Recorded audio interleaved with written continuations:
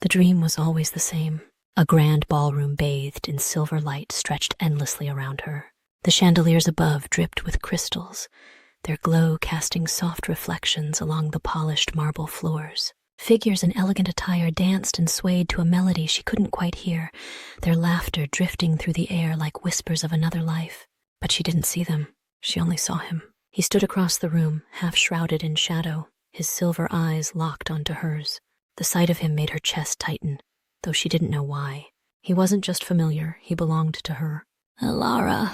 His voice, smooth and aching with emotion, sent a shiver down her spine. She took a step forward, and the world collapsed. The walls cracked apart like glass. The chandeliers shattered into dust, and a terrible wind howled through the room. The figures around her screamed, their forms dissolving into darkness. She reached for him. Their fingers brushed, just barely, before he vanished, swallowed by the abyss. She woke up gasping. Elara Hayes sat upright in bed, her chest heaving, sweat clinging to her skin despite the cold air drifting through her open window. The dream had felt too real, too familiar. She pressed a trembling hand against her forehead, struggling to shake the lingering pull of it. It wasn't the first time. It wouldn't be the last. Ravenshore was supposed to be a fresh start.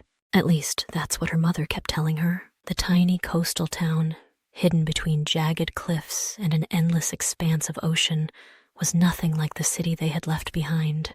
It smelled of salt and old wood, of damp leaves and something else, something ancient. Elara had hated it immediately. Maybe it was the fog, thick and cloying, swallowing the streets whole. Maybe it was the silence, the way people spoke in hushed voices as if afraid of being overheard. Or maybe it was the fact that the moment she set foot in town, she had felt an eerie, inexplicable sense of déjà vu, as if she had been here before, as if the town had been waiting for her. She tried to ignore the feeling as she made her way to school that morning, her boots crunching over damp pavement. The high school, an old stone building covered in ivy, loomed ahead like something out of a gothic novel. The moment she stepped inside, she felt it, that strange pull in her chest, the weight of invisible eyes on her skin. And then she saw him. He stood near the edge of the hallway, half hidden in the shadow of a stone pillar. Tall, dressed in dark clothes that blended into the dim lighting, his face was sharp and unreadable, but it was his eyes that sent her heart racing. Silver, like liquid moonlight, a jolt of something strange and electric coursed through her, stopping her in her tracks. He didn't move. He didn't blink. He just watched her. The air between them stretched, heavy with something unspoken, something ancient. "Elara?" Her mother's voice snapped her out of the trance. She turned sharply, pulse still pounding. When she looked back, he was gone. By the time the school day ended, her head ached from the weight of too many thoughts. She barely remembered anything from her classes. The dream, the silver-eyed stranger, the familiarity of this town. It all gnawed at the edges of her mind, refusing to be ignored. And then she saw him again. This time he was standing outside an old bookstore, the fog curling around his feet like it belonged to him. Elara swallowed hard. She should have kept walking. She should have ignored the way her heart thrummed against her ribs. But she didn't. She stepped closer. "You don't remember me, do you?" His voice was smooth, laced with something heavy. Elara's breath hitched. "Should I?" He exhaled, running a hand through his dark hair. "No," he murmured. "Not yet." Something in her chest tightened painfully. "Who are you?" His silver eyes burned into hers. "You already know." A gust of wind tore through the street, rattling a nearby sign. She flinched, glancing away for just a second. And when she looked back, he was gone. But he had left something behind. A single black feather resting at her feet. That night, the dreams were worse. This time she saw more. The ballroom was the same. The chandeliers, the laughter, the music that wasn't music at all. But the man, he was closer now. His hand reached for hers, and this time she saw his face. Lucian. The name crashed into her mind like a falling star, sending shockwaves through her entire body. She woke up screaming. It wasn't just a dream. It wasn't just her imagination. She had known him, and somehow she knew he was waiting for her to remember. The next day, she went back to the bookstore. She didn't know why. Maybe she thought she'd see him again. Maybe she thought the answers were waiting inside. She found it instead. An old leather-bound book tucked away on a dusty shelf. The gold lettering on the spine sent chills down her arms. The Oath of the Moonlit Veil. Her fingers trembled as she pulled it free. The moment she opened it, a cold shiver ran down her spine. Soulmates torn apart, a love doomed to repeat itself, a queen stolen from her king, cursed to forget him in every lifetime. Elara's breath caught. She had seen this before, lived it before. The dreams, the stranger, the name Lucian. Elara! She spun around, her pulse slamming against her ribs. Lucian stood at the entrance, his silver eyes dark with something unreadable. "You shouldn't be here," he said softly. She clutched the book to her chest. "What is this?" Lucian exhaled, looking almost defeated. "This is your story." The world tilted. The truth unraveled before her like a tapestry she had unknowingly been a part of. Lucian wasn't just some mysterious stranger. He had known her before. He had loved her before, and she had died over and over again. She staggered back, shaking her head. "No, that's impossible." Lucian's gaze softened, filled with 1,000 years of sorrow. "This is our last chance, Elara," he whispered. "If you don't remember soon, you'll be lost forever." A cold chill settled in her bones. For the first time since she arrived in Ravenshore, she was truly afraid, because deep down, she knew he wasn't lying. And worse, a part of her already believed him. Elara couldn't move. The book in her hands felt heavier now, its pages thrumming with something she didn't understand. Lucian stood in the doorway, watching her as if afraid she might disappear. "This is insane," she whispered, but her voice lacked conviction. Lucian exhaled slowly. "I know it feels that way." "No." She shook her head, stepping back. "You don't understand. I don't know you." His silver eyes darkened. "But you do." A flicker of something, a memory, tried to claw its way to the surface of her mind. Hands intertwined beneath a blood-red moon. A promise whispered against her skin. But before she could grasp it, the memory shattered like glass. She sucked in a sharp breath, pressing a hand to her temple. "What did you do to me?" Lucian took a step forward, and she felt the air shift around him, like the space itself was bending to his presence. "I didn't do anything to you," he said gently. "But I did this to us." Elara's throat tightened. She had felt it the moment she saw him. That pull, that ache in her bones. As if a part of her had always been reaching for him. A part of her knew he was telling the truth. She struggled to find the right words, but before she could, a sudden gust of wind slammed into the bookstore, sending papers flying. The lanterns flickered violently, shadows stretching unnaturally along the walls. Lucian's expression hardened. "They found us," he muttered. Before she could ask who, the windows exploded inward. Dark figures slipped through the broken glass, moving with an unnatural grace. Their forms were barely human, elongated limbs, black eyes like pools of ink, faces contorted in eerie stillness. Elara's breath hitched. "What?" Lucian moved. One moment he was in front of her. The next, he was a blur, faster than anything she had ever seen. Shadowborn lunged at her. Lucian caught it midair, his hand tearing through its chest. The creature screamed, its body disintegrating into smoke. Elara stumbled back. "This isn't real. This isn't real." Another one of the creatures lunged. Lucian's hand snapped out, gripping its throat. With a flick of his wrist, the thing crumpled into nothingness. "Elara, run!" Something cold wrapped around her wrist. She screamed as claws dug into her skin, dragging her toward the shadows. Lucian turned sharply, silver eyes flashing. But before he could reach her, a voice slithered through the air, stopping him in his tracks. "Ah, Lucian, still trying to fight fate?" The room shuddered. The creatures froze in place, retreating like obedient dogs. The very air seemed to twist, folding in on itself. And then he stepped out of the darkness. A tall figure, dressed in black, his pale skin nearly luminescent in the dim light. His features were sharp, inhumanly perfect, but his eyes, bottomless pits of darkness, radiated something older than time itself. He smirked. Lucian's jaw tightened. Malachar. The name sent a shiver down Elara's spine. The man, if he was even human, tilted his head, looking at her with mild amusement. "You don't remember me either, do you?" Elara's blood turned to ice. Lucian stepped between them. "Let her go," Malachar sighed, shaking his head. "You never learn, do you? Lifetime after lifetime, you keep making the same mistake." His gaze flicked back to Elara. "He didn't tell you, did he? The truth about why this keeps happening?" Elara swallowed hard. "I know I've lived before." Malachar's smirk widened. "Ah, but do you know why you keep dying?" Lucian tensed. Elara felt her breath catch. "Because we're cursed?" Malachar laughed softly. Oh, my dear, that's only part of it. He took a step forward. Lucian growled, an actual low, feral sound, but Malachar ignored him. His dark gaze locked onto Elara's, and in a voice so soft it barely touched the air, he whispered, "It was never love that brought you back.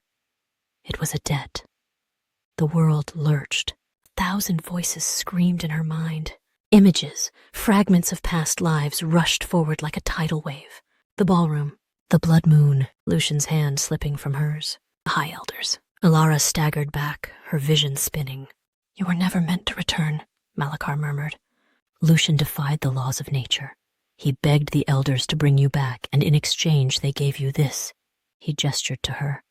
A borrowed existence, a life on a timer, and every time you die the elders claim their due, again and again. Elara's knees buckled. Lucian caught her before she could hit the floor, his hands gripping her arms. "Elara," she shoved him away. He let her go, pain flickering across his face. "You did this to me," she whispered. "You made this deal." Lucian's hands clenched. "I was trying to save you." Elara's heart pounded, her breath coming in shallow gasps. "But you didn't. You just made sure I could never truly live." Lucian's eyes darkened with sorrow. "Elara, please," he whispered. "I never wanted this for you. His voice broke. "I couldn't let you go." She wanted to hate him. She wanted to scream. But deep down, a part of her understood. Because despite everything, despite the memories of dying over and over again, a part of her still loved him. She wiped at her face, forcing herself to stand. Malachar watched the exchange with mild curiosity. Touching, he mused. But pointless. The elders have already decided. And this? He gestured to her. "This is the last time." Elara's blood ran cold. "What do you mean?" Malachar's smirk faded. "This is your final life," he said. "When you die this time, there won't be another chance. The elders are done playing this game." Lucian stiffened. "No," he murmured. Malachar's eyes gleamed. Yes, Elara's breath hitched. This was it. The final cycle. And if she died now, she would never come back. Lucian moved instantly, grabbing her hand. "We have to go. Now," Malachar chuckled. "Run then, but you can't outrun fate." The room erupted into chaos. The Shadowborn swarmed toward them, the walls shaking with unseen force. Lucian pulled her close, his silver eyes locking onto hers. "Elara, trust me." And before she could say anything, he pulled her into the night dot. The wind howled as Lucian pulled Elara through the mist-covered streets of Ravenshore. The town, once eerily still, now shook with unseen power. The streetlights flickered, the fog twisting unnaturally, shifting as if something was stirring within it. Behind them, the Shadowborn poured from the darkness, their distorted limbs clawing at the air, their black eyes locked onto her. She wasn't sure if they wanted to kill her or drag her back to whatever cruel force had decided her fate. Lucian moved fast, inhumanly fast, but Elara struggled to keep up. Her lungs burned, her legs ached, but she couldn't stop. If Malachar was right, if this really was her last life, she couldn't afford to die. They turned a sharp corner, and suddenly, Lucian pulled her into an alleyway, pressing her back against the cold brick wall. He held a finger to his lips, motioning for her to be silent. The Shadowborn skittered past, their whispers like smoke slithering through the night. Elara's heart pounded, her mind raced. The truth had settled in her chest like a stone. This wasn't love. This wasn't destiny. This was punishment. Lucian had made a deal with the elders, and in return, she had been cursed to die. Again and again. Her hands trembled as she clenched them into fists. She wanted to scream at him, to demand an answer, ask why he had been so selfish. But before she could say anything, Lucian turned to her, his silver eyes searching hers. "We need to get you somewhere safe," he murmured. Elara narrowed her eyes. "Safe?" She let out a breathless, humorless laugh. "Lucian, I have died in every life before this one. There is no safe." His jaw tightened. "This time will be different." "Why?" she challenged. "What makes you think this time won't end the same way?" Lucian hesitated. Then softly he said, "Because I'm not going to let them take you again." Elara's throat tightened. She wanted to believe him. She wanted to pretend that love was enough to rewrite fate. But love was what had gotten them here in the first place. A noise behind them made Lucian stiffen. He grabbed her hand. "Come on!" They ran again, slipping through back streets and cutting across the abandoned pier. The waves crashed violently against the shore, the scent of salt thick in the air. The town was waking up, not the people, but something else, something older. Elara didn't know where he was taking her until she saw it. An old chapel, standing on the edge of the cliffside. The paint on the doors was peeling, and the windows were cracked, but it pulsed with something ancient. Lucian pushed open the doors, leading her inside. The air was thick with the scent of dust and forgotten prayers. Moonlight streamed through the stained glass windows, casting fractured colors along the floor. Elara shivered. What is this place? Lucian closed the door behind them, exhaling. A sanctuary. She turned to him, anger finally breaking through the fear. You think some old church is going to protect me from them? Lucian ran a hand through his dark hair. No, he met her gaze. But it will protect you from me. Elara froze. What? Lucian hesitated, then exhaled slowly. There's something I haven't told you. She laughed bitterly. Oh, shocking. Lucian flinched but didn't argue. He took a step closer. Every time you died, he said, his voice low, careful, it wasn't just because of the elders. Elara's breath caught. What are you saying? Lucian swallowed hard. I made the deal. I asked them to bring you back, but they knew what that would do to me. His silver eyes darkened. Every time you return, I become the thing that kills you. Elara felt like the ground had been ripped out from beneath her. No, she whispered. Lucian closed his eyes. In every life, I try to protect you. I try to keep you safe. But in the end, I always fail. And I never remember until it's too late. He exhaled, shaking his head. That's the true curse, Elara. It's not just you, it's us. A tremor ran through her. She had spent so long believing she was the one suffering, that she was the one being punished. But now she saw the truth. Lucian had been living with the weight of her deaths for centuries. It wasn't just that she died, it was that he killed her. She stumbled back, her mind racing. Then how do we stop it? Lucian hesitated. There's only one way. His voice was so soft she almost didn't hear it. She knew what he was going to say before he even said it. One of us has to die first, he murmured. By choice, before fate can take you. Elara felt her stomach drop. No, there had to be another way. She had spent lifetimes dying. She had spent lifetimes watching him grieve. She refused to believe that was the only way this ended. Then we find another way, she said, her voice shaking but firm. Lucian looked at her for a long moment. Elara, I don't care what fate wants, she cut in. I don't care what the elders planned. I refuse to be their puppet. Lucian stared at her, really stared, as if he were seeing her for the first time. And then he smiled. Not a sad smile, not a knowing one. A real one. Elara, he whispered, reaching for her. You don't know how long I've waited to hear you say that. Before she could respond, the doors burst open. Malachar strode inside, the air around him rippling with power. Well, he drawled. This is touching, but pointless. Lucian's body tensed. Elara stood taller. No more running, more waiting. This time, they were ending this on their own terms. Malachar smirked. Are you ready to die, my dear? Elara's lips curled into a dangerous smile. No, she said. But I think you are. A pulse of power erupted from her chest, shattering the curse. The chapel trembled, the walls glowing with golden light as the chains of fate were ripped apart. Malachar's face twisted in fury. No! He vanished, his body torn away in a burst of energy. The Shadowborn screamed as they were swallowed into the void. Then silence. Elara stood, breathless, feeling the weight lift from her soul. Lucian stepped beside her, stunned. Elara, you did it. She turned to him, her heart racing. We did it, he exhaled. So, what now? Elara looked toward the horizon. For the first time, she didn't feel like she was running out of time. Now, she said, lacing her fingers through his, we live. And as the first rays of sunlight spilled over Ravenshore, they walked into the dawn together.